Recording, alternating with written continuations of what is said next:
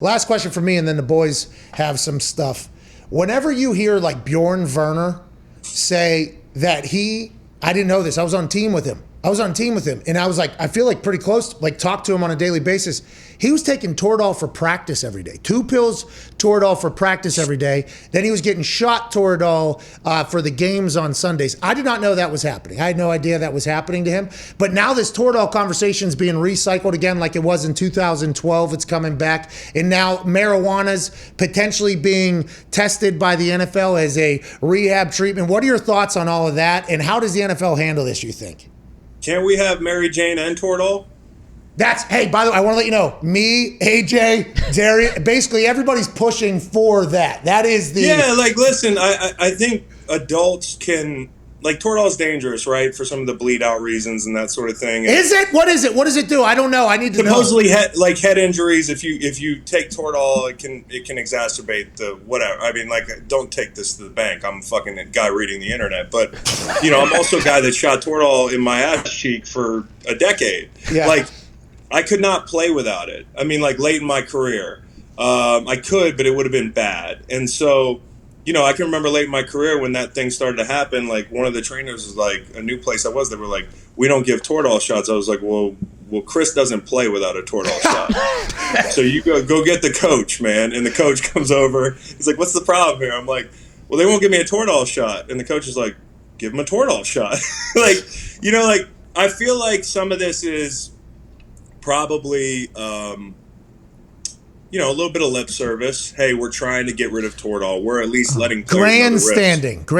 You're saying a little bit. Well, just more like not liability, but like social liability. Like, it's been a couple years that they've been dissuading people from shooting Toradol, and they've been saying pop the pill, which is it's not the same. It's not the same. No, okay. Yeah. You want that. You want it to go straight to your. Chris, how about when that stuff goes in, by the way, and your whole body you literally feel it just go through the whole body. You're like, all right, here we go. Let's play football. I feel like I can go do that sit and reach test right now, and I couldn't touch the box beforehand. I feel like I can go ahead and play drums on the other end of that thing. It's unbelievable. It is unbelievable. And then, late in your career, if you don't feel great, I almost didn't get, how dudes go warm up out there and look sweet running around and shit, and they got the bands and that. I never went out there because I knew if I went out there, I was going to get in my head about feeling like dog shit before the shot. First time I hit that field, I need to have already had that shot.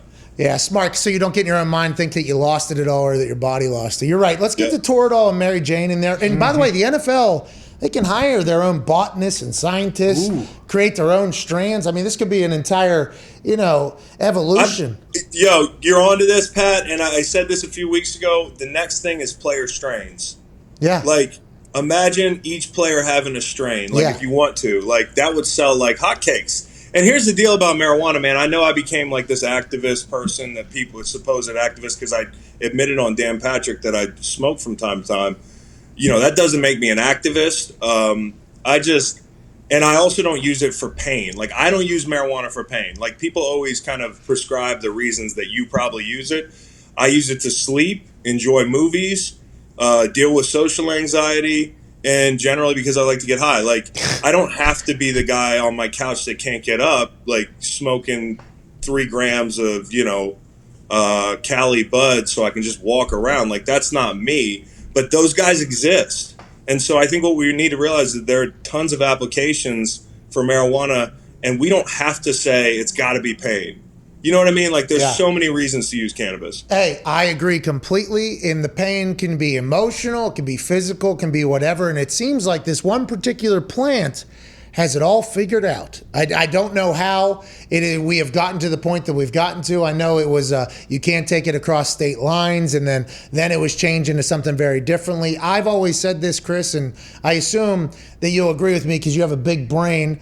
The people that are in power about marijuana, I think their first real encounter with it was the hippies. Okay, I think the hippies... Counterculture. I think they potentially painted this image of what marijuana is to these I don't want to say olds, but these olds that are in charge, and they're like, oh, remember what the dope did to those people that were out there? Yeah, the dope made them think we shouldn't be in Vietnam. Holy shit, maybe you should get some. Yeah. But it is, I mean, that's a much deeper conversation, but that is exactly what happened, I think. And that's why it's taken so long, but I think we're all getting there. You know, like I hope. It's the reefer madness thing, like, you know, like do you have a beer or is that kombucha that you drink every time? No, this is green tea, please. Jesus. Okay. All right, Sometimes I get enough I think turtle.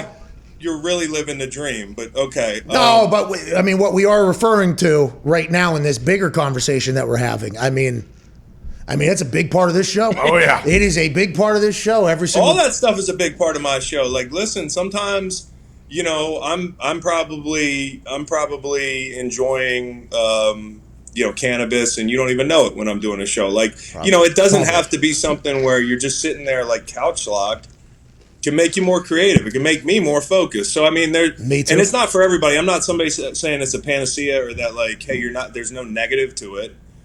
You can smoke too much of it. Fucking newsflash. You can do too much of anything. But you know, there's people that can abuse things, by the way. There's Yeah. people that can abuse things. And that's in every walk of life. We have to hopefully get to those people, change those people, but those people can't be the reason why the large majority of people can enjoy something and, you know, use it properly.